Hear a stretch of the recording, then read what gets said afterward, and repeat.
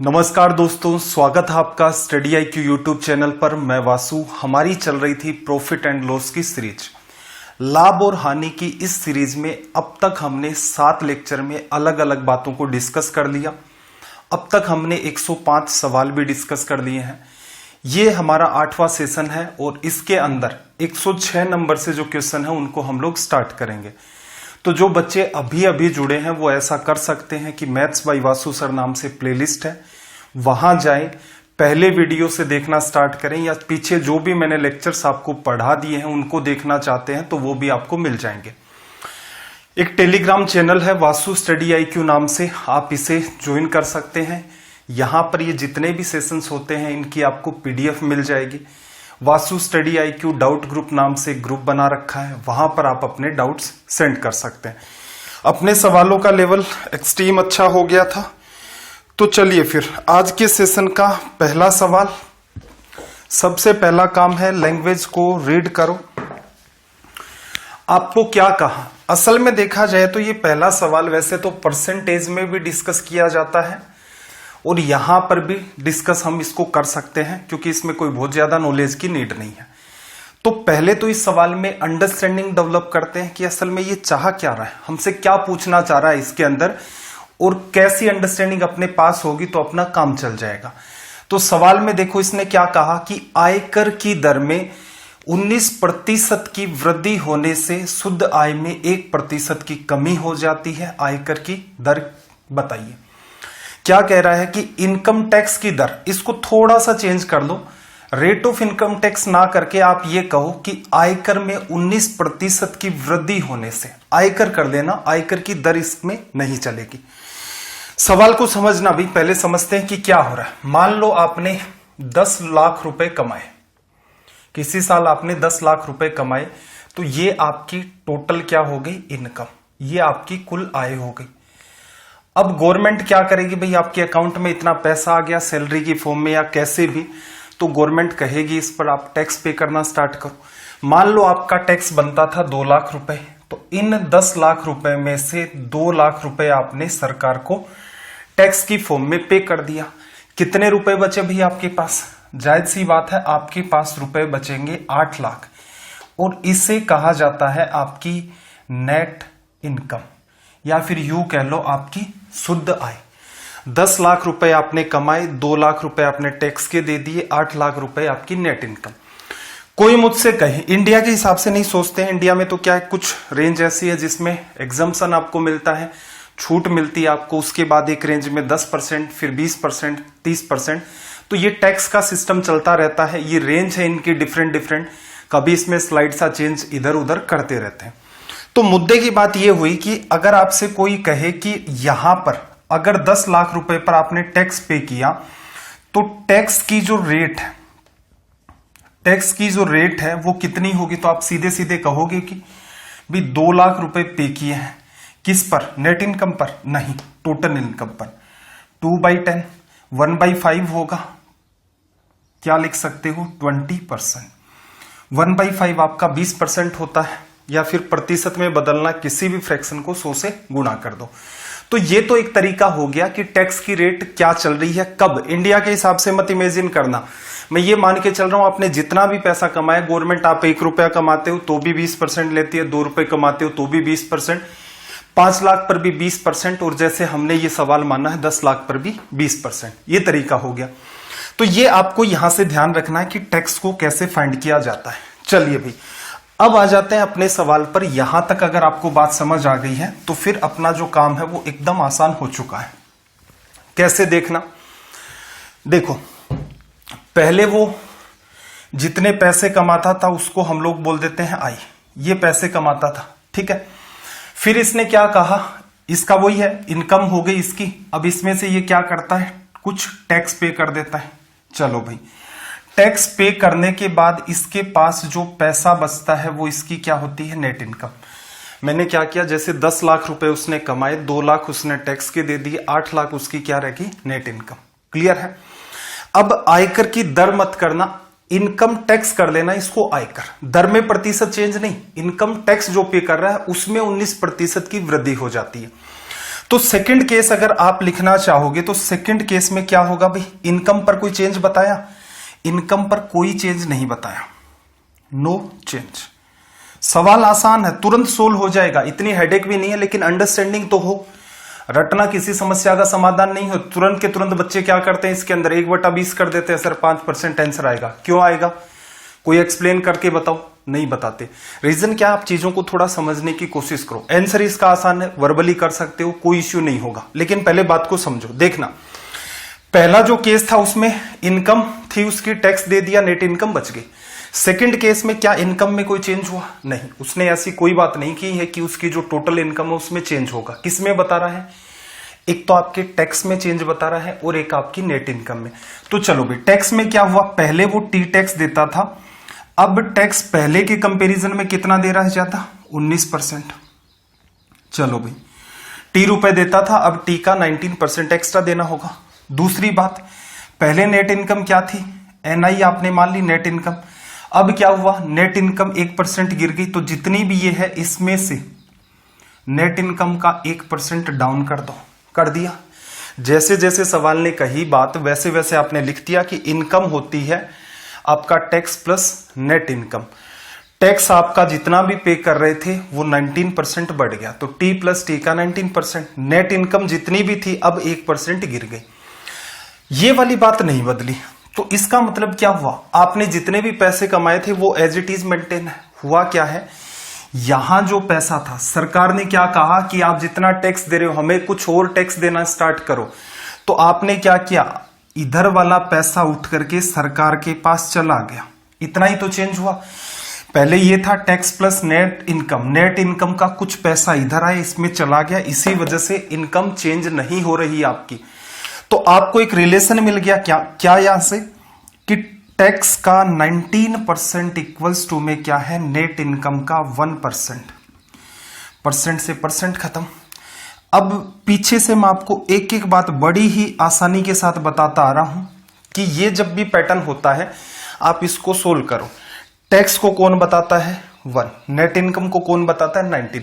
क्योंकि आप tax upon net income लिख भी लोगे और वहां से 1/19 भी लिख लोगे तो आपकी एक लाइन और बढ़ जाएगी, उसको लिखने के 10 सेकंड आपके बढ़ जाएंगे। तो बेटर क्या है, हर पैटर्न में मैं आपको सिखा रहा हूं कि इन सवालों को सीधे सीधे सोल्व कर दो। चलिए भाई, रेट ऑफ इनकम टैक्स आपको फाइंड करनी है, तो आपको क्या कहा कि टैक्स कितना पे किया, 1 रुपए का टैक्स पे किया। ये किसको बताता है भाई, नेट इनकम को। नेट इनकम 19 रुपए, 1 का टैक्स, इसका मतलब असल में देखा जाए तो 20 रुपए पर आप 1 रुपए टैक्स पे कर रहे हो। प्रतिशत में बदलना है गुणा 100, तो ये कितना आ गया आपका 5%। क्लियर है। ये सारी की सारी बात क्या है आपकी, हमने एक एक बात को डिटेल में समझा। समझना नेसेसरी है। इस सवाल का सॉल्यूशन मैं आपको कह रहा हूं, आप तुरंत माइंड में इसको कर सकते हो, बशर्ते आपको बात पता हो कि सवाल कैसे सोल्व होगा। अब चलो एग्जाम वाले मुद्दे पर आ जाते हैं। एग्जाम में इस सवाल को आप कैसे डील कर सकते हैं, देखना। असल में देखा जाए तो आपने कुछ पैसा कमाया, टैक्स में गया, फिर जो बचा वो आपकी नेट इनकम। दोनों ही केसेस के अंदर उसने ऐसी कोई बात नहीं कही है जिससे ये पता चले कि उसकी टोटल इनकम चेंज हो रही है। टोटल इनकम फिक्स है। हुआ क्या, जो नेट इनकम थी वो 1% डाउन हो गई, जो टैक्स था वो 19% बढ़ गया। तो कहने का मतलब नेट इनकम से कुछ पैसा निकाल करके आपने किस वाले पार्ट में डाल दिया, टैक्स वाले पार्ट में, और दोनों चीजें इक्वल है। तो आप एग्जाम में स्टार्ट कर सकते थे कि नेट इनकम का जो 1% है, नेट इनकम में से पैसा निकला कितना, नेट इनकम का 1%, कहां चला गया, टैक्स आप 30 रुपए देते थे, अब टी का 19% देने लग गए। ये बात हो गई, ये पार्ट इससे कट गया।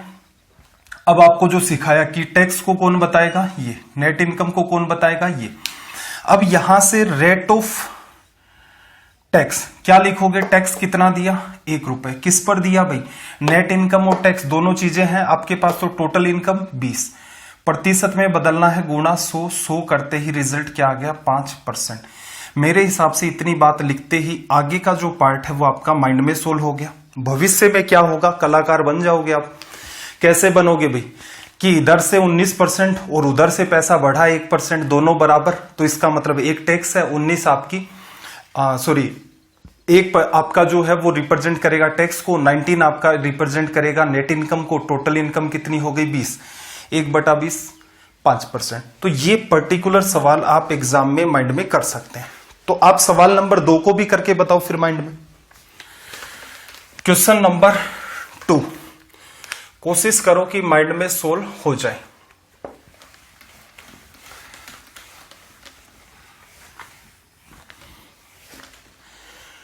देखना जरा इसने क्या कहा कि आयकर की दर, इसको रेट ऑफ इनकम टैक्स ना लिख करके आप सीधा सा ऐसे लिख लो कि जो आयकर है उसके आयकर जो था उसमें 21% की वृद्धि होगी। पहले जितना टैक्स पे किया जा रहा था अब आप 21% उसका और पे करोगे, वृद्धि होगी। इससे नेट इनकम में क्या हुआ 4% की कमी होगी। तो साफ साफ आपको दिख रहा होगा यहां से कि जो नेट इनकम है उसका 4% किसके बराबर है, जो आप टैक्स पे कर रहे थे उसके 21% के बराबर है। लिख दिया, ये पार्ट इससे कट गया। टैक्स 4 रुपए दिए, नेट इनकम कितनी बची 21 रुपए।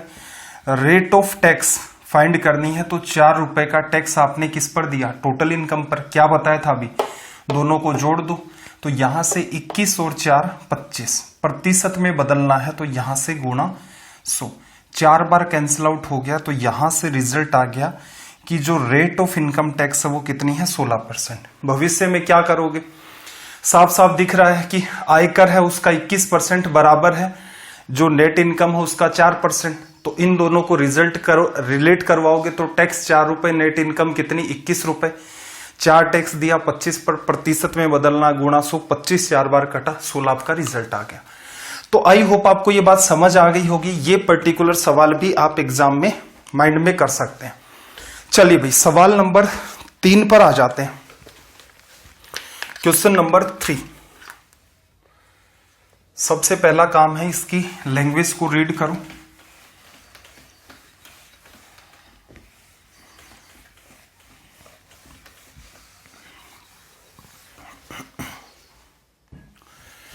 देखो इसने क्या कहा कि किसी वस्तु को बी जितने लाभ की दर पर बेचता, रेट ऑफ प्रॉफिट पर सी को बेचने का निर्णय करता है, उतने ही लाभ की दर के 5/3 पर ए बी को बेचता है। ठीक है, फिर बी ने जितने लाभ दर पर सी को बेचा उतने लाभ दर के 1/3 पर सी ने डी को बेचा। डी ने सी को 10% के लाभ से रुपए 2145 दिए, तो ज्ञात कीजिए ए ने वस्तु कितने मूल्य में खरीदी। देखो ये सवाल होते हैं सारे के सारे उलझाने के, कि स्टूडेंट बड़ा सा सवाल देख करके ही डर जाए। प्रीवियस ईयर का ही ये सवाल है आपका।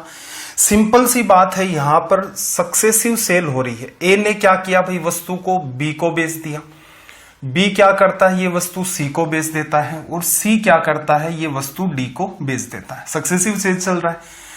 आखिरी लाइन पर ऑब्जर्व करना जरा कि यदि डी ने सी को 10% लाभ से रुपए 2145 दिए, 10% का लाभ दिया किसने, डी ने सी को 10% का। इसका मतलब आप यहां से सी से डी में गए हैं तो आपको कितना मिला है 10% का लाभ। इससे बैक साइड रिवर्स में चलते हैं, क्योंकि शुरुआत में जाओगे तो उलझ जाओगे। रीजन क्या, आपके पास सी से डी पर जाते हो तो 10% का लाभ होता है। बैक साइड में आओ, इससे पिछली लाइन को पढ़ना कि बी ने जितने लाभ पर सी को बेचा, बी ने जितने लाभ पर सी को बेचा उतने लाभ की दर के 1/3 पर, यहां जितना भी लाभ होगा इसके 1/3 प्रॉफिट परसेंट पर सी ने डी को बेचा। तो एक बात बताओ, यहां एक नंबर था उसका 1/3 किया 10% आया, तो यहां नंबर क्या रहा होगा 30%। सिंपल सी बात है भाई, ज्यादा तो सोचना ही नहीं है, 30% का लाभ लिया। चलो फिर रिवर्स आना, किसी वस्तु को बी जितने लाभ की दर पर सी को बेचने का निर्णय करता है, बी सी को बेचने का निर्णय करता है, उतनी लाभ की दर के 5/3 पर ए बी को बेचता है। ए बी को किस पर बेचता है भाई, देखना लैंग्वेज को समझना कि किसी वस्तु को बी जितने लाभ की दर पर सी को बेचने का निर्णय करता है, उतने लाभ की दर के 5/3 पर ए बी को बेचता है। थोड़ा सा डायरेक्शन को चेंज करना, ये इधर आएगा। जितने का डिसाइड किया किसने, बी ने सी को बेचने में, उसका 5/3 क्या करता है, ए बी को बेचता है। तो इसका आप क्या करोगे, 5/3 करोगे, तो ये कितना आ गया आपका 50%। ठीक है, दो जो पैटर्न है, ए से बी की लैंग्वेज उसने डिफरेंट तरीके से दी, बी से सी की लैंग्वेज उसने डिफरेंट तरीके से दी। तो असल में देखा जाए आपने ये सारी बातें तो सोल्व कर ही ली। तो ए क्या करता है अभी, अब आ जाते हैं मुद्दे पर। ए ने खरीदा 50% का लाभ, 50% क्या होता है 1/2। 2 रुपए की वस्तु पर 1 का लाभ कितने में जाएगी, 3 पर, 3/2 टाइम्स कर दो। बी सी को क्या करता है 30% के लाभ पर, 30% क्या होता है भाई 3/10। 3 रुपए का लाभ, 10 रुपए की वस्तु, नीचे 10 आ गया, 10 और 3 13, सेलिंग प्राइस आ गई। सी डी को बेचता है 10% लाभ पर, 1/10 होता है, कहने का मतलब 10 रुपए की वस्तु, 1 का लाभ 11। ये चीजें मैं पीछे आपको सिखा चुका हूं। अब ये जो पेमेंट किया है यहां तक आ गए आप, ए से बी में, बी से सी में, सी से डी में। डी ने कितना पेमेंट किया भाई 2145 रुपए का। सोल्व करना जरा, 11 से यहां कट कर देते हैं तो देखना 11 से एक बार डिवीजन, 10 बचा, 11 गुणा 9 99, 5 बचा 55, 13 गुणा 3 39, 39 को आप 5 से गुणा करोगे, रिजल्ट आ जाएगा ए बराबर 5 गुणा 2 10 और 2 बार 10 यहां है, तो रिजल्ट क्या हो गया 1000। क्लियर है। तो असल में ध्यान इसी बात का रखना है कि सवाल की जो लैंग्वेज चलती है उसको पेशेंस के साथ पढ़ते जाओ, क्योंकि यहां पर कोई और उलझाने वाली बात है ही नहीं। सिर्फ वो क्या करता है, नंबर के साथ खेलना स्टार्ट कर देता है। हो सकता है भविष्य में वो बीच वाली दर दे दे, सी और डी को इससे रिलेट करवा दे, ए और बी को अगेन इससे रिलेट करवा दे। तो रिलेट करवाने का कोई भी तरीका हो सकता है। यहां पर उसने उलझाने की कोशिश की, और ये जो पार्ट है हम लोग पहले भी इस पर सवाल कर चुके हैं, ये सबसे इजी पैटर्न होता है।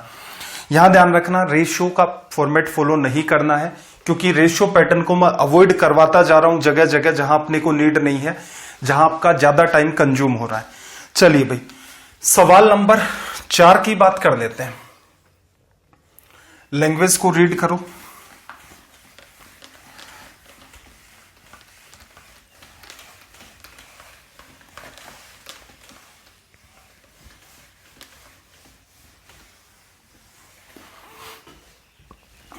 देखो इसने क्या कहा कि 10 मोमबत्तियों को बेचने पर, 10 कैंडल को सेल आउट किया जाता है।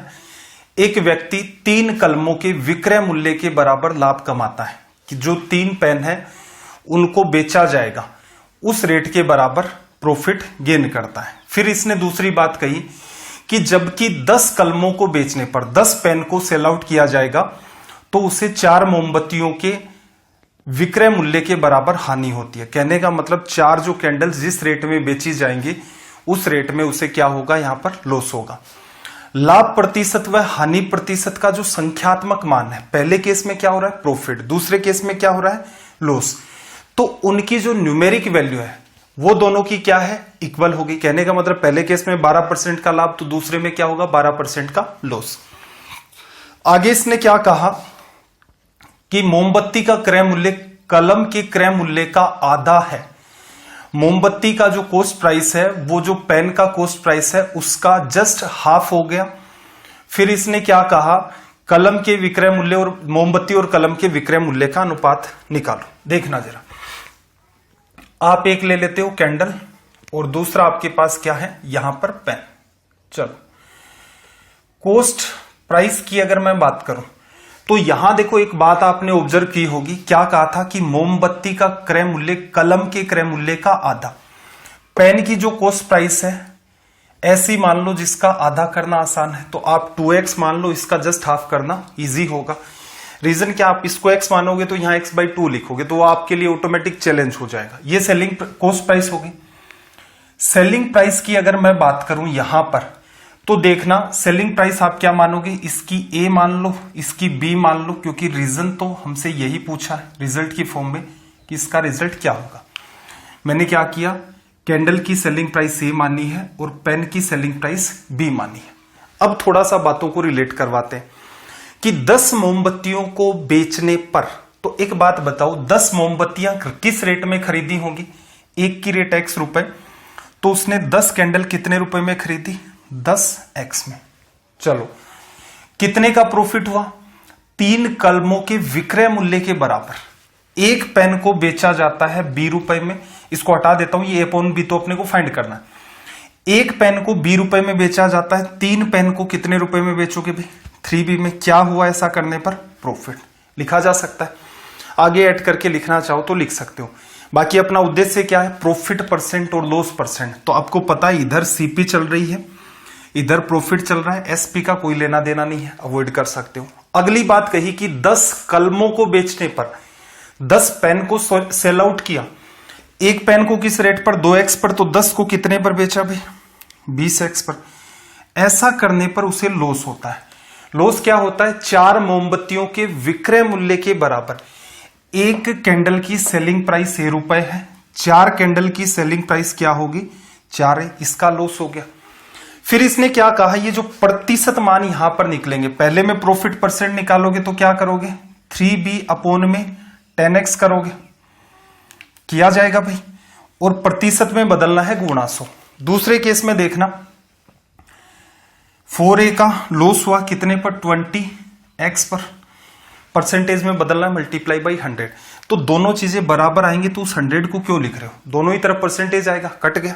इसको सोल्व कर दो, 0 और x आपका खत्म हो गया। आपको नीड थी a अपॉन b की, इधर क्या बचा? 3, 2 से कटा 2 बार, 2 नीचे आ गया, तो ये हमारा यहां से क्या निकल के आ गया? रिजल्ट। क्लियर है? बाकी देखो, मेरे हिसाब से इस सवाल को थोड़ा सा आसान आप यहां कर सकते थे, ये पार्ट हटा दो। एग्जाम की बात करें तो ये वाला पार्ट आप हटा सकते थे, इतना तो आपको लिखना ही पड़ता, बस CPSP लिखना अवॉइड कर सकते हो। एग्जाम में देखना जरा, 10 मोमबत्तियों को बेचने पर, 10 मोमबत्तियों किस रेट में बेचा? नीचे की तरफ CP 10x लिख दिया सीधे सीधे। क्या हुआ भाई? 3 पेन का जो सेलिंग प्राइस है उसके बराबर लाभ हुआ। एक पेन का सेलिंग प्राइस B है, 3 का 3B, प्रतिशत में बदलना है गुणा 100। तो यहां से प्रॉफिट परसेंट निकलता, दूसरे में यही लॉस परसेंट निकलता। तो सीधे सीधे ऊपर ही जो भी हो रहा है, आपको प्रॉफिट हो रहा है या लॉस हो रहा है लिखते जाओ, नीचे CP लिखते जाओ, इक्वल कर दो, रिजल्ट आ जाएगा। तो एक जो अनवांटेड हम लोग इक्वेशन बना रहे हैं वो आपको नहीं बनानी थी, ये सवाल सीधे सीधे भी सोल्व हो सकता था। चलिए भाई, सवाल नंबर 5। और देखो ध्यान रखना, लेवल के सवाल, क्योंकि कोई भी सेशन हम लोग स्टार्ट करते हैं तो सबसे पहले उसके बेसिक्स कवर करते हैं। तो जो बच्चे अभी अभी जुड़े होंगे तो हो सकता है कि उनके चीजें ऊपर से जानी स्टार्ट हो जाए, क्योंकि सवाल नंबर मेरे ख्याल से ये 110 नंबर का सवाल हो गया। 105 पहले डिस्कस कर लिए थे, 5वां सवाल ये है। तो किसी भी चैप्टर में अब आप लगभग 50-60 सवाल भी कर लेते हो, तो बेसिक सवाल आप कितने भी खींच लो। हाँ, ये हो सकता है एक ही सवाल को घुमा फिरा करके, जैसे पहले सेशन में करवाया, तीसरे में फिर करवा दो, 7वें में फिर करवा दो, 10वें में फिर करवा दो, तो ऐसा तो कोई अंत है नहीं। हमने एक सिंगल क्वेश्चन को 2 बार रिपीट नहीं किया है। आप ये भी नहीं कह सकते कि सर आपने ये सवाल तो तब करवाया था, घुमा फिरा करके इस सवाल को बाद में करवा दिया। तो कहने का मतलब, ना तो हम लोग एक ही सवाल को बार बार उठा रहे हैं। इस वजह से क्या है, जैसे ही हम 40-50 सवाल करते हैं या 60 सवाल करते हैं, बेसिक के सारे सवाल खत्म हो जाते हैं, फिर अपने पास बचते हैं अच्छे लेवल के सवाल। तो वो आपके सामने है। कुछ कुछ सवाल इजी भी है, ऐसी बात नहीं है कि सारे ही टिपिकल होंगे, क्योंकि एग्जाम ओरिएंटेड पढ़ रहे हैं, तो कुछ आसान, कुछ मुश्किल, कुछ बीच के सवाल सारे ही चलते रहेंगे। बाकी अगर आपको ये हमारे वीडियो ठीक लग रहे हैं तो एटलीस्ट इनको लाइक और शेयर जरूर किया करें। आपका कोई सजेशन है तो आप कमेंट करके बता सकते हैं। चलो सवाल नंबर 5 पर आ जाओ। सॉरी, क्या कहा भाई? मिट्ठू भाई 15 रुपए प्रति किलो के भाव से रसगुल्ले बेचता है। रसगुल्ले में आटा तथा चीनी का अनुपात, क्या कहा भाई? फ्लोर वर्सेज शुगर का रेशियो क्या है? 5:3। कहने का मतलब अगर वो आटा 5 किलो लेगा तो चीनी कितनी लेगा? 3 किलो। तो यहां से जो रसगुल्ले उसने तैयार किए हैं उसकी क्वांटिटी कितनी हो जाएगी? 5 और 3 8 किलो। एक तो सिंपल सी बात है। फिर क्या कह रहा, चीनी और आटे के भाव का अनुपात क्या होगा? यहां देखो इसने गेम खेल दिया, पहले आटा और चीनी चल रहा था, रेट डालते टाइम उसने क्या कर दिया? चीनी और आटे को इंटरचेंज कर दिया। रेट मतलब रुपए में। तो इस बात का विशेष ध्यान रखना है कि कई बार एग्जामिनर क्या चलता है, फ्लो में लैंग्वेज चलाता है और एक पॉइंट पर थोड़ा सा मामला इंटरचेंज कर देता है। बच्चा क्या करेगा, एज इट इज इसको देखेगा, 7:3 लिखेगा, उसके हिसाब से सोल्व करेगा। अगर एग्जामिनर समझदार है तो वो ये भी दिमाग जानता है कि बच्चा ऐसे सोल्व करेगा तो ये रिजल्ट आएगा, उसी को ए ऑप्शन में रख दो। तो सीधे सीधे आपने देखा, ऑप्शन की तरफ देखा, ए को टिक मार दिया। तो आते आते कई बार हम लोग ध्यान से नहीं पढ़ते हैं तो भी अपने सवाल गलत हो जाते हैं, तो इन चीजों का विशेष ध्यान रखें। तो यहां जो बात चल रही है, आटे की रेट कितनी है, चीनी का अनुपात 5:3 हो गया। चीनी की रेट कितनी है भाई 7, और ये कितनी है 3। ऐसे मान लो या तो 7x और 3x, या सिर्फ 7 रख लो 3 रख लो, रेशियो में रख लो चाहे वैसे रख लो, बाकी x ले लोगे तो कोई कंफ्यूजन नहीं होगा और उससे कोई फर्क भी नहीं पड़ेगा टाइम पर। चलो क्या माना हमने कि चीनी की रेट 7 रुपए प्रति किलो है, आटे की रेट 3x रुपए प्रति किलो है। अब देखना जरा क्या किया उसने, ऐसा करने पर सेल आउट उसने कर दिया सारा मामला। 66 सही 2/3% का लाभ होता है। तो देखो 66 to 2/3% क्या होता है आपका 2/3। ये आपका 100% को बताता है और ये इसको बताता है। अब मुद्दे की बात कर देते हैं जरा, उसे कुल कितने रुपए खर्च करने पड़े भाई, ये उसकी कॉस्ट है ना। 5 किलो आटा 3x रेट चल रही थी तो 15x का तो आटा लगा दिया। 3 किलो चीनी 7x रेट चल रही थी तो 21x रेट किसकी होगी आपकी चीनी की। 21 और 15 उसने टोटल अपने घर से खर्चा कितने रुपए का कर दिया 36x का। क्लियर है। ये किसको बताता है भाई, साफ साफ दिख रहा है, कॉस्ट प्राइस को बताता है। लाभ कितने का लेना है 66 2/3% का। 3 किसको बताता है कॉस्ट प्राइस को, 2 किसको बताता है भाई लाभ को। तो ये पैटर्न मैं आपको सिखा रहा हूं। 3 सीख चुके हैं मतलब पहले, 3 कॉस्ट प्राइस है, 2 का लाभ है, कितने में बेचेगा 5 में। तो 36x का 5/3 कर दोगे तो यहां से ये जो पूरी की पूरी बात है ये किसको बताएगी एसपी को। अब एक बात बताना, 8 किलो रसगुल्ले तैयार हो गए, किस रेट में बेच रहा है भाई 15 रुपए के हिसाब से, 15 गुणा 8 तो यहां से कितने रुपए में बेच दिए इसने 120 रुपए में। सोल्व करना जरा, 3 से काटा 12 बार, 12 5 60, 2 बार कट गया। x की वैल्यू यहां से कितनी आ गई 2।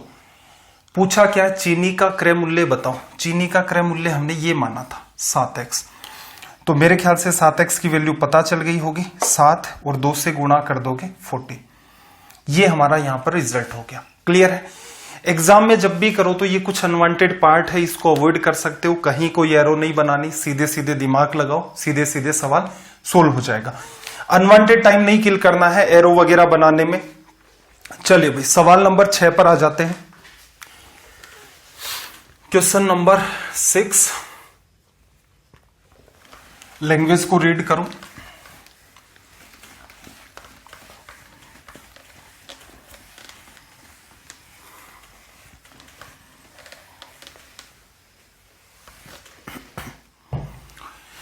देखना जरा क्या कहा इसने भाई, एक साइकिल निर्माता जब साइकिल का विक्रय मूल्य 50% घटा देता है, सेलिंग प्राइस क्या करता है 50% डाउन कर देता है, साइकिल की बिक्री 600% तक बढ़ जाती है। पहले निर्माता को सिर्फ 140 रुपए प्रतिशत का लाभ मिल पाता था, उसके लाभ में हुई बढ़ोतरी का प्रतिशत।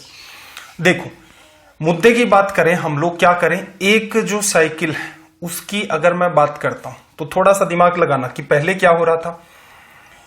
एक साइकिल खरीदी जाती थी मान लो कितने रुपए में 100 रुपए में, किस रेट में बेचता था भाई, सेलिंग प्राइस की अगर बात करें 140% का लाभ, 100% ये खुद है 100 रुपए, इसका 140% 140 रुपए, तो इसका मतलब सेलिंग प्राइस क्या होगी प्लस 140 कर दोगे, 240 रुपए साइकिल का क्या होता था विक्रय मूल्य। ये पहले की बात है।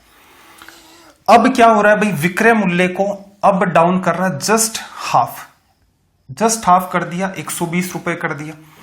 तो अब लाभ कितने का हो रहा है, एक साइकिल पर 20 रुपए का, पहले एक साइकिल पर 140 रुपए का। ये स्टोरी कब की है, पहले की। अब रेट क्या कर दी उसने 50% कर दी, जो भी पहले थी 120 हो गई। एक साइकिल 100 रुपए में खरीदता है तो कॉस्ट प्राइस में तो कोई चेंज बताया नहीं, अब 120 में बेचता है। चलो भाई दूसरी बात और समझते हैं यहां पर कि पहले के कंपैरिजन में बिक्री 600% तक बढ़ गई। एक बात बताओ मुझे कि इधर लिख लेता हूं मैं पहले और अब।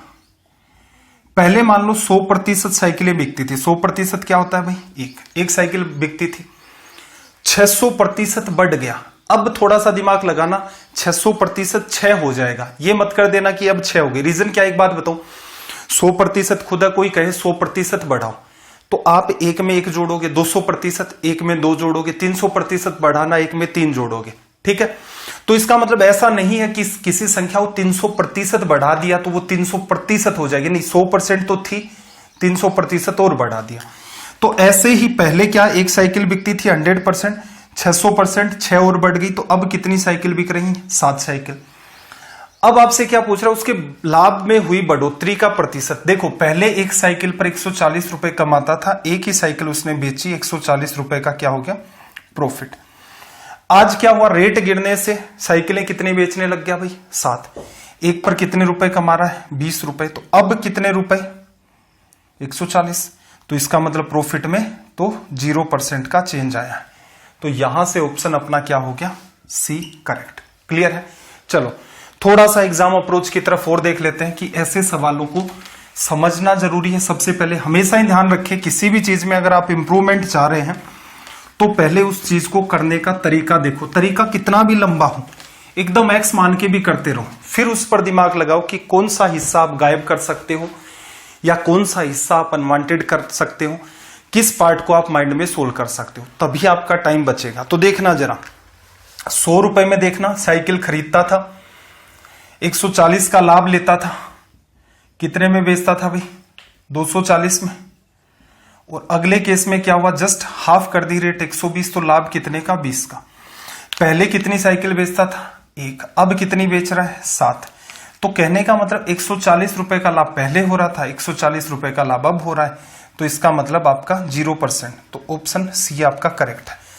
सरदर्दी खत्म हो गया, इधर उधर कुछ भी नहीं करना, सारी चीजें वो क्या थी, समझने की।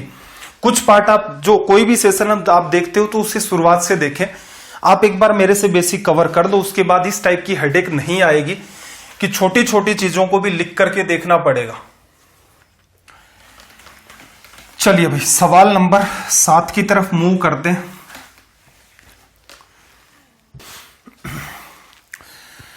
देखना जरा, सवाल नंबर 7 में इसने क्या कहा, ए बी को 12% की हानि पर एक घड़ी बेचता है, बी वही घड़ी सी को 12.5% लाभ पर बेच देता है। यदि ए बी को उस कीमत पर घड़ी बेचे जिस कीमत पर सी ने घड़ी को खरीदा था, तो ए को हुए लाभ या हानि का प्रतिशत। तो देखो सिंपल सी बात है, सी की रेट निकाल लो और वो क्या मानना है कि ए ने उसी रेट पर बी को बेच दिया। चलिए सॉरी एक तो छोटी सी टर्म आई है यहां पर 12%। 12% का कन्वर्जन वैसे माइंड में कर लो तो बेटर है। 12% करोगे तो यहां से 4 बार कटेगा, 3/25। ये इतनी इजी वैल्यू है, माइंड में एज्यूम कर सकते हो। अब देखना जरा, ए ने क्या किया, 12% लॉस पर बेचा, तो ए की कॉस्ट प्राइस ए मान ली, 12% लेस कर दोगे 88% आ जाएगा, 88/100 करोगे, 4 बार काट दोगे 4 से, तो 22/25 आ जाएगा। या फिर क्या समझ सकते हो, 25 रुपए की चीज 3 के लॉस में बेची तो 22 में बिक जाएगी।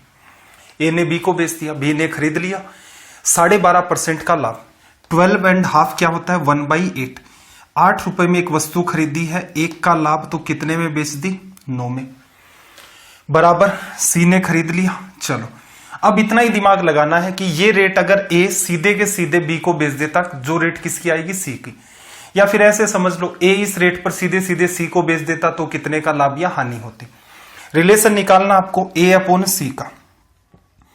ए अपॉन सी की बात करें, 25 गुणा 8 ऊपर चला गया 200, 2 से काट सकते हो वैसे तो, यहां कट रहा है। देखना जरा, 11 बार और 4 बार, 400 हो गया, 11 गुणा 9 99 हो गया। तो कहने का मतलब ए के लिए कॉस्ट प्राइस 100 है, सी के लिए 99 है। अगर ए इसी रेट पर बी को बेच देता, कहने का मतलब ए ने 100 में खरीदा, 99 में बेच देता, तो 1 का लॉस, और 100 पर निकाल रहे हैं तो सीधे सीधे आप क्या कह सकते हो, 1% का लॉस।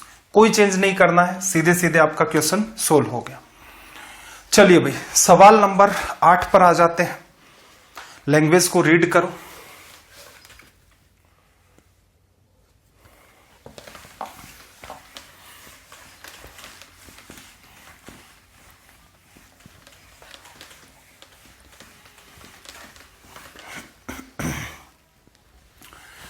देखना क्या कहा, किसी वस्तु को निर्माता मैन्युफैक्चरर ने थोक विक्रेता को बेचा, मतलब कोई मैन्युफैक्चरर है, होलसेलर को बेच रहा है। होलसेलर ने क्या किया, उसको दुकानदार को बेच दिया और दुकानदार ने उसे ग्राहक को बेच दिया। लाभ इनका क्रम से क्या हुआ, मैन्युफैक्चरर ने 20% कमाया, होलसेलर ने 10% कमाया, रिटेलर ने 12.5% कमाया। ग्राहक ने इसे 6,300 रुपए में खरीद लिया। बताइए निर्माता का वास्तविक क्रय मूल्य क्या होगा यदि थोक विक्रेता और दुकानदार द्वारा यात्रा का खर्च 400 रुपए और 1200 रुपए है। यह सवाल एकदम इजी था, कब, अगर वो 400 रुपए और 1200 रुपए ना फंसाता। अब थोड़ा सा टिपिकल हो गया। खर्चा कौन कौन कर रहा है, मैन्युफैक्चरर नहीं कर रहा है। मैन्युफैक्चरर ने खरीदा होलसेलर को, होलसेलर ले जाने में 400 रुपए का खर्चा कर रहा है। होलसेलर से रिटेलर या फिर सेलर ने खरीदा, उसने भी सामान को अपनी दुकान तक पहुंचाया होगा, तो 1200 रुपए का उसने खर्चा कर दिया। हल्का सा सवाल हेक्टिक हुआ है कैलकुलेशन की वजह से। तो आप क्या करो भाई, मैन्युफैक्चरर ने जो खर्चा किया, जो निर्माता था उसने वस्तु को X रुपए में बना दिया, क्लियर। अब उसने क्या किया, 20% का लाभ लेकर बेच दिया। 20% 1/5, 5 की चीज 6 रुपए में चली गई, तो कहने का मतलब 6/5 में बेच दिया। ये जो रेट निकल के आई है, ये आप कह सकते हो कि निर्माता की सेलिंग प्राइस है, होलसेलर की कॉस्ट प्राइस है। अब जो होलसेलर था उसने खरीदा इस रेट में, 400 रुपए का खर्चा और कर दिया। पहले ही सेशन में मैंने आपको बताया था ये सारी की सारी चीजें किस में ऐड होंगी, कॉस्ट प्राइस में। तो इसका मतलब होलसेलर के लिए इस वस्तु की जो टोटल कीमत हुई वो इतनी हो गई। होलसेलर क्या करता है, 10% का लाभ लेता है। 10% 1/10, 10 की चीज 11/10 में बेच दिया। अब इस रेट के ऊपर होलसेलर ने बेचा है। इस रेट के लिए अगर हम लोग बात करें तो जो आपका सेलर या रिटेलर है उसने इस रेट पर खरीदा। अब इस रेट पर रिटेलर ने खरीद लिया, अपनी दुकान तक लेकर गया, खर्चा कितने रुपए का कर दिया भाई, 1200 रुपए का। तो ये जो पूरी की पूरी रेट निकल के आई, ये किसकी आई, रिटेलर की। जो दुकानदार था अब वो क्या करता है, कस्टमर को बेचता है 12.5% का लाभ, 1/8, 8 की वस्तु 9 में। तो सीधे सीधे आपको सिखा रखा है 9/8 कर दो। इक्वल में क्या आ गया भाई, आपका कस्टमर ने पे किया है 6300 रुपए। इस पार्ट को आपको सोल्व करना है।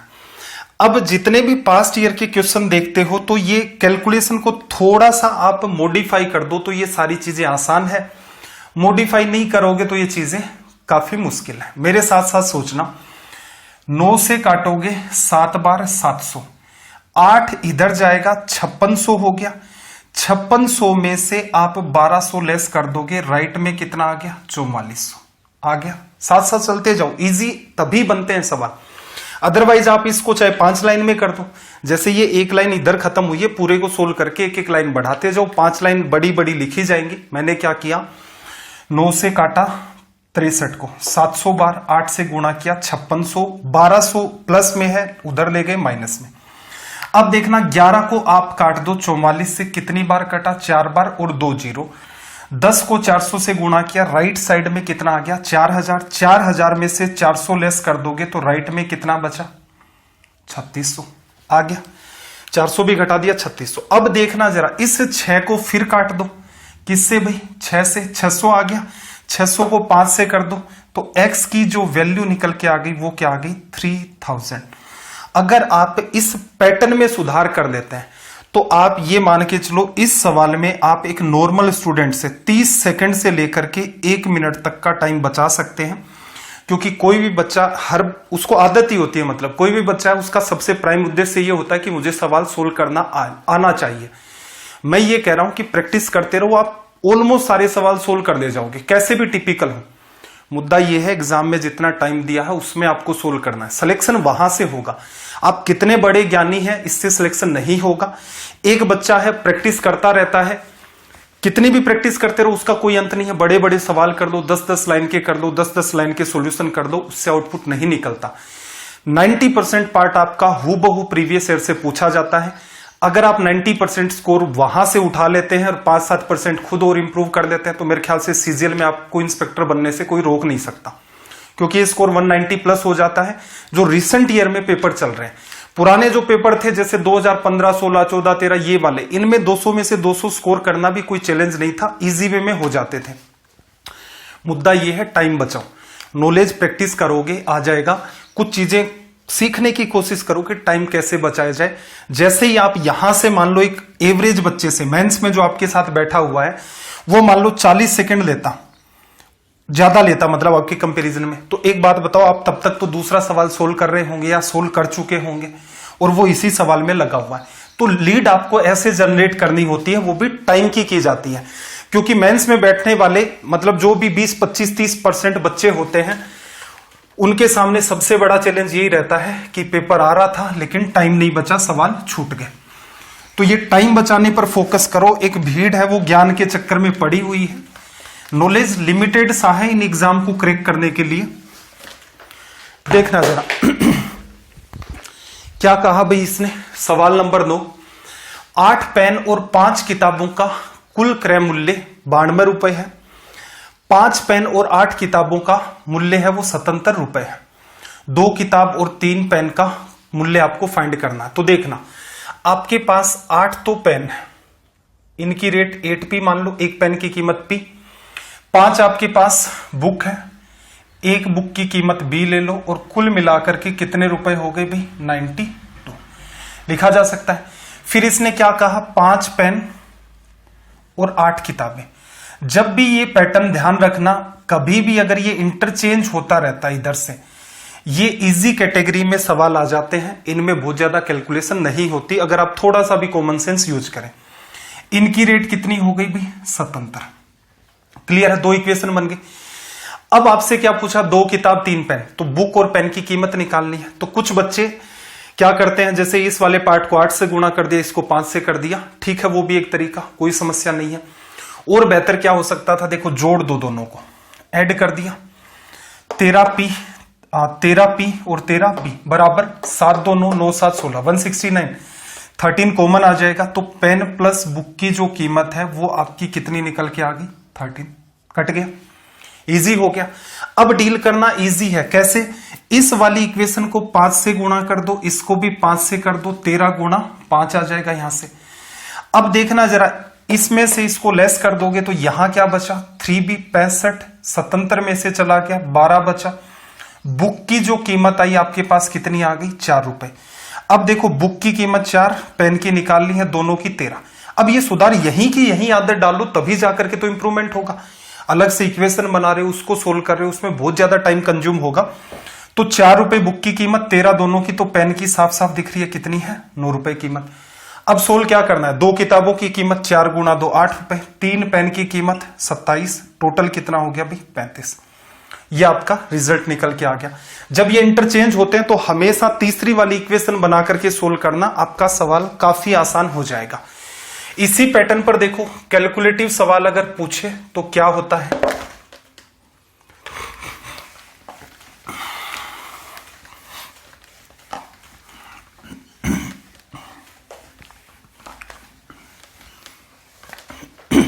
सॉरी, सवाल नंबर 10 में क्या कहा कि एक आदमी ने 47,200 रुपए में 3 गाय और 8 बकरियां खरीदी। फिर क्या कह रहा है उसने, 8 जो कव है और 3 जो आपकी गोट है, उनको अगर वो खरीदना चाहता तो उसे 53,000 रुपए अधिक चुकाने पड़ते। गाय का क्रय मूल्य ज्ञात करो। तो सिंपल सी बात है, पहले तो क्या करो, इक्वेशन बनाओ। एक कव की कीमत c है तो 3 की 3 इंटू c, एक गोट की कीमत आप g ले लोगे तो 8 बकरियों की कीमत 8g होगी, और रेट कितनी होगी सबकी मिलाकर के 47,200 रुपए। अब क्या कह रहा, 8 गाय और 3 बकरियां खरीद ले, 8 कव एंड 3 गोट। अब सुधार फिर करना पड़ेगा, कितने रुपए ज्यादा पे करने पड़ेंगे, 53,000। देखो 200 को हटा दो, 47,000 में 53,000 जोड़ोगे 1 लाख और 200, तो यहां से जो रेट आ गई वो कितनी आ गई, 1,02,000 रुपए लिखा जा सकता है। एक गाय का क्रय मूल्य आपको निकालना है, तो यहां से एक तरीका तो ये हो सकता था कि गाय की कीमत आपको चाहिए तो आप क्या करो, गोट को आउट कर दो, तो ऊपर वाले को 3 से कर देते, नीचे वाले को 8 से कर देते। जब भी कभी पैटर्न इंटरचेंज होता है, 3 इधर 8 इधर, तो दोनों को जोड़ दो, जोड़ोगे तो देखना जरा क्या होगा, काउ प्लस गोट, कॉमन क्या आ गया 3 काउ 8 काउ 8 गोट 3 गोट, तो ये क्या हो गया 11 गाय हो गई, 11 आपके पास बकरियां होगी, 11 कॉमन है। अब कॉमन सेंस लगाना, 2 जीरो यहां से 4 147 4 00, 11 का भाग दे दिया, 14 में कितनी बार गया भाई 1 बार, कितना बचा आपके पास 3, 37 में कितनी बार गया आपके पास 3 बार, 33 4 बचा, 44 में कितनी बार 4 बार, ये आपका यहां हो गया, लिखा जा सकता है। आपको कीमत किसकी चाहिए, एक गाय की कीमत आपको चाहिए, तो आप इस पैटर्न को 3 से गुणा कर दो, क्योंकि तभी जाकर के आपका आसान होगा, और फिर मामले को लेस कर दो। जैसे ही इसमें से इसको आप लेस करोगे, गोट से गोट कट जाएगा, 5 आपके पास क्या बची काउ, बराबर देखना 400 गुणा 3 1200, 13 गुणा 3 39,000 में 1000 जुड़ गया, 1200 जुड़ गया 40,200, 1,02,000 में से घटा दिया, 200 हटा दो, 1 लाख में से 40,000 घटा दिया 60,000, काउ की कीमत कितनी आ गई भी 12,000। प्रीवियस ईयर का ये पेपर का ही सवाल है, और मैंने इन चीजों पर अच्छा खासा काम करके देखा, हर चीज को ऑब्जर्व करने की कोशिश की कि थोड़ा सा भी बच्चा खुद में सुधार करने की कोशिश करेगा, ये सवाल हमेशा ही आसान होते हैं, चाहे वो इक्वेशन किसी भी पैटर्न की बना ले। लेकिन बच्चे को आदत क्या होती है कि वो 47,200 उसमें भी 5300 करेगा तो साइड में ऐड करके देखेगा, ठीक है। जब वो यहां पर 11 कॉमन आ गया, दोनों चीजें इतनी आसान है ऐड करने में, लेकिन फिर भी ऐड करेगा, फिर 11 का डिवीजन करेगा। ये जो पार्ट है इसको भी गुणा करके देखेगा पहले, फिर इसमें से लेस करेगा। ऐसा करने से ये जितना भी आपने लिखा है इसका जस्ट ट्रिपल टाइम उसको लग जाता है। फिर वो कहता है कि नहीं स्पीड इंप्रूव नहीं हो रही है, तो स्पीड इंप्रूव करने के लिए आपको अच्छा खासा काम करना पड़ेगा। जैसे जैसे हम लोग चल रहे हैं, कम से कम उतना तो करने की कोशिश करें, अगर उससे बेहतर कर सकते हैं तो बहुत अच्छी बात है। चलिए भाई, क्वेश्चन नंबर 11 को रीड करो।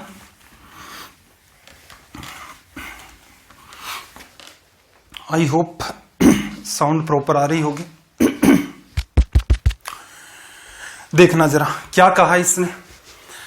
पार्था अपने पहले निवेश पर 15% कमाती है, मतलब उसने कोई इन्वेस्टमेंट किया होगा, और जो एक इन्वेस्टमेंट और किया अन्य निवेश पर 10% का नुकसान सहती है।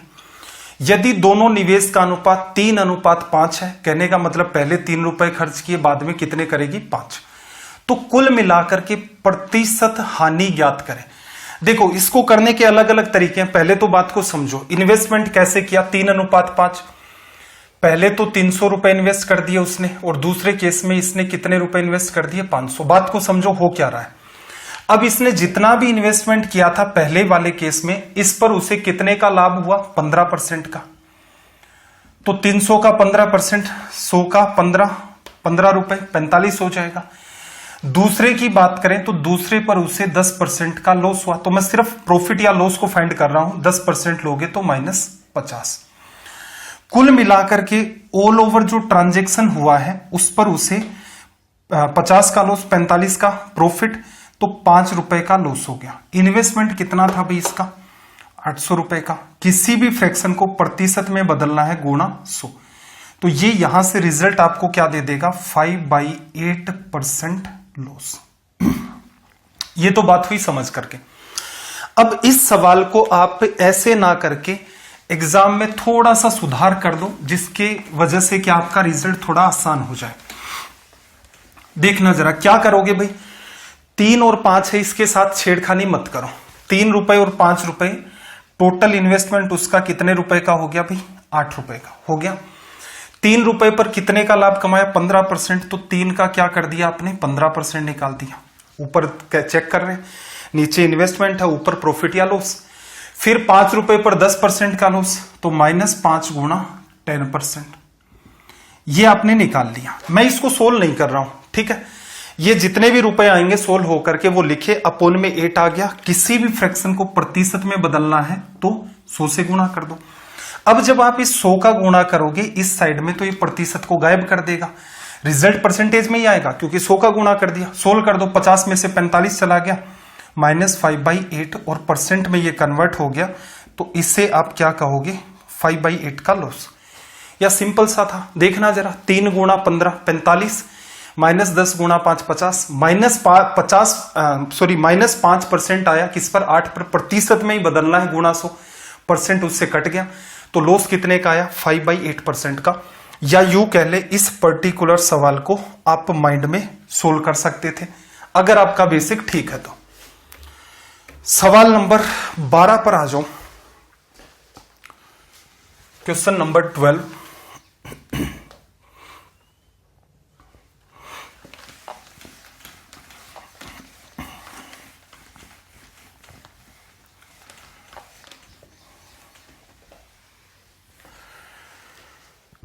लैंग्वेज देखना जरा, क्या कहा कि 100 वस्तुओं में से आधी वस्तुओं को 20% के प्रॉफिट पर, रिमेनिंग जो आर्टिकल्स हैं उनको 40% प्रॉफिट पर। यदि सभी वस्तुओं को 25% के लाभ से बेचा गया होता तो पहले लाभ की तुलना में 100 रुपए अब कम मिलते। प्रत्येक वस्तु का क्रय मूल्य ज्ञात करें। तो देखो सिंपल सा है, let CP of one article equals to में 1। सीपी आपने क्या मानी, एक आर्टिकल की सीपी 1 हो गई। आर्टिकल कितने हैं भाई आपके पास, 100 है, क्लियर है। तो कितने रुपए में खरीदा, 100 रुपए में। आधे आर्टिकल, आधी वस्तुओं को 20% लाभ पर, आधी वस्तुएं कितनी हो गई भाई, 50। अब मैं सीधे सीधे बात कर रहा हूं, ये तो मेरी क्या है, कॉस्ट प्राइस, क्लियर है। अब मैं सेलिंग प्राइस की बात कर रहा हूं, एसपी। पहले केस में क्या कह रहा है, वो आधी वस्तुओं को 20% लाभ पर, आधी वस्तुएं 50 का क्रय मूल्य कितना भाई, 50 रुपए, एक की कीमत 1 मानी है, 20% लाभ लेना, 50 का 20% 10। तो कहने का मतलब आधी वस्तुओं को उसने 60 रुपए में बेच दिया, क्लियर। आधी वस्तुओं को 40% के लाभ पर, आधी वस्तुओं की कीमत कितनी रह गई, 50 रुपए। 50 का 40% 20 होता है, तो कितने में बेचा भाई उसने, 70 में बेच दिया। तो कुल मिलाकर के उसने वस्तुओं को कितने में बेचा, 130 में। ये कौन सा केस था आपका, ये आपका पहला केस है। अब उसने एक दूसरी बात कही कि यदि वो सभी को 25% लाभ पर बेच देता, 100 में खरीदा, 25 का लाभ लिया, कितने में बेच दिया, 125 में, तो उसे 100 रुपए कम मिलते। पहले 130 मिल रहे थे, अब 125, 5 कम मिल रहे हैं, लेकिन 5 नहीं है ये असल में ये 100 रुपए के बराबर है। कितने गुना पर बैठा हुआ है, 20 गुना पर। कहने का मतलब जो आपने कीमत रेशियो में मानी है उसको आप 20 से गुणा कर दोगे तो रुपए में कीमत आ जाएगी। एक आर्टिकल की कीमत क्या मान चुके हो, 1, तो 1 को 20 से गुणा करोगे तो साफ साफ वैसे ही दिख रहा था, 20 रुपए ये आपका रिजल्ट हो जाता, ठीक है। अब देखो मुद्दे की बात करते हैं। एग्जाम में सारा काम क्या है, माइंड में अज्यूम कर लिया, एक वस्तु की कीमत कितनी है, 1 रुपए। एक की वैल्यू आपको निकालनी है असल में देखा जाए। अब देखना 100 रुपए में 100 वस्तुएं खरीद ली, आधी वस्तुएं 50 का 20% 10 रुपए, तो कहने का मतलब 60 रुपए में तो आधी वस्तुएं बेच दी। फिर 40% का लाभ लिया, तो पहले 10 का लाभ, अब 20 का लाभ हो गया, तो टोटल मिलाकर के 70 में अब बेच दिया। तो 130 रुपए में तो क्या किया उसने, वस्तुओं को पहले बेचा। सेकंड केस में सिर्फ 25% का लाभ है ऑल ओवर पर, यहां से डिफरेंस 5। अब तुलना कर सकते हो, 5 100 को बताता है 20 गुना पर, आपने कीमत 1 मानी थी, 1 की वजह से सीधे सीधे आपका रिजल्ट 20 आ गया। अब ये आदत आपको सुधारनी पड़ेगी। रीजन क्या है, लिख लिख करके करोगे तो टाइम किल होगा। बेटर है अपनी अप्रोच को थोड़ा सा चेंज कर दो, जिसकी वजह से आपका काफी सारा टाइम बचना स्टार्ट हो जाए। कि अनवांटेड आपको लिखना ही नहीं है, सीख रहे हो तब बिल्कुल एक एक बात आपको लिखनी पड़ेगी, बट एक बार चीजें आपकी अंडरस्टैंडिंग में आ गई उसके बाद आप इन सबको अवॉइड कर दो। 13 नंबर की बात करें तो देखना जरा क्या कहा। आर्यन के पास 2 साइकिल तथा एक रिक्शा है। 2 पर्टिकुलर कोई साइकिल होंगी, एक रिक्शा है। रिक्शे की कीमत क्या है भाई, 46 रुपीज। वह रिक्शे के साथ पहली साइकिल को बेचता है तो उसे दूसरी साइकिल की 2 गुना कीमत के बराबर मूल्य प्राप्त होता है। इससे क्या पता चला, दोनों साइकिल की कीमत इक्वल नहीं है, कहीं कुछ नहीं कह रखा। यदि वह रिक्शे के साथ दूसरी साइकिल को बेचता है तो उसे पहली साइकिल की कीमत से 146 रुपए कम प्राप्त होते हैं। तो ज्ञात कीजिए पहली साइकिल की कीमत कितनी है। तो इसका मतलब यहां पर ऐसी कोई बात नहीं कही उसने कि दोनों साइकिल की कीमत डिफरेंट है। सवाल भी यही पूछ रहा है पहले की कीमत, या फिर ऐसे ही कह देता दोनों की सेम है, तो किसी एक की बता दूं। तो यहां पर कीमत दोनों की अलग अलग है। सवाल लंबा जरूर है लेकिन पेशेंस के साथ देखते जाओ। देखो सबसे पहले क्या कहा, रिक्शे की कीमत 46। क्या कह रहा, रिक्शे के साथ पहली साइकिल, रिक्शे की कीमत 46 रुपए, पहली साइकिल की कीमत मैं मान लेता हूं C1, बेचा। ऐसा करने पर उसे दूसरी साइकिल की 2 गुनी कीमत मिलती है। दूसरी साइकिल की कीमत क्या मान लो, C2, और इसका जस्ट डबल कर दोगे तो आपको दुगनी कीमत मिल जाएगी। ठीक, जैसा जैसा कहा उसने लिख दिया। फिर देखना यदि वह रिक्शे के साथ दूसरी साइकिल को बेचे, 46 में तो रिक्शा बिकेगा उसका और C2 में आपकी दूसरी साइकिल बिकेगी। ऐसा किया जाएगा तो पहली साइकिल को जो कीमत है C1 उससे कितने रुपए कम मिलेंगे, 146 लिखते गए। आपको असल में देखा जाए तो C1 की वैल्यू फाइंड करनी है। इक्वेशन को देखकर थोड़ा सा अंदाजा लगाओ कैसे सोल्व होगा। दोनों को ऐड कर दिया तो देखना C1 से C1 कट जाएगा, C2 और राइट में 2C2, तो राइट साइड में जाएगा तो यहां C2 बचेगा। 146 इधर आ गया, तीनों को जोड़ दो, देखना जरा, 6 6 6 18, 4 4 4 12 और 1 13, 1 और 1 2, 238 रुपए हो गया। अब आप इसको क्या कर दो, रिप्लेस कर दो, जिससे कि आपकी C1 की वैल्यू निकल के आ जाए। तो सबसे इजी तरीका अपना रिप्लेस करने का क्या हो जाएगा भाई, यहां से देखना जरा, C1 की कीमत मैं यहां से उठा रहा हूं, 146 इधर चला गया, 46 भी जोड़ना है, 146 भी जोड़ना है, C2 की कीमत ये भी है, सबको जोड़ना है। अब थोड़ा सा दिमाग लगाओ, इसको जोड़ना है। तो देखना 6 6 12 और 8 20, 4 4 8 3 12 13 14 और 1 2 और 1 3 और 1 4, कोई गड़बड़ तो नहीं किया।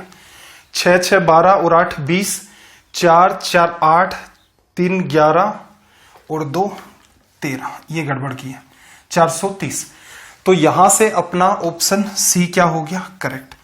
आपने क्या किया, इक्वेशन को सोल्व करने का खुद का जो नजरिया था उसको चेंज कर दिया, चेंज किया, फिर आगे भी कॉमन सेंस लगा। देखो अगर उलझा हुआ पैटर्न होता तो पास्ट में मैंने कई सारे आपको सवाल ऐसे भी करवाए हैं, मिक्सचर में भी करवाए हैं, पीछे और भी जगह कैलकुलेशन हमने की है, लिख करके कुछ जगह करनी भी पड़ती है। लेकिन थोड़ा बहुत आप इंप्रूवमेंट करो जिसकी वजह से आपको ये लिखने वाला काम है ये कम लगने लग जाए और कम करना पड़े। थोड़ा सा कॉमन सेंस लगा लोगे, हर क्वेश्चन के पीछे 10 सेकंड 20 सेकंड 30 सेकंड 40 सेकंड बचाओगे। किससे, जो बच्चा आपकी मेंस की एग्जाम में आपके साथ फाइट करना चाह रहा है, तो उससे ऑटोमेटिक आपकी लीड हो जाएगी। चलिए भाई, आज के सेशन में टोटल अपने जो सवाल है वो 13 ही है। अब अगर आपको ये सेशन अच्छे लग रहे हैं तो एक सिंपल सी आपसे रिक्वेस्ट है कि इनको लाइक किया करें और आपके जो ग्रुप्स हैं उनमें ज्यादा से ज्यादा शेयर किया करें। ये काम आप जितना जल्दी करना स्टार्ट कर देंगे, आपको कंटेंट है उतनी ही ज्यादा स्पीड से मिलना स्टार्ट हो जाएगा। क्लियर। और इसके अलावा किसी भी टाइप का आपका सजेशन है तो कमेंट करके आप हमें जरूर बताएं। हम पूरी कोशिश करेंगे कि आपके सजेशन में जो भी आपने दिया उसमें इंप्रूवमेंट किया जाए, अगर वो बात वैलिड और थोड़ी लॉजिकल है। तो आपका दिन रात सब मंगलमय हो। चलिए फिर मिलते हैं अगली क्लास में। जय हिंद, जय भारत।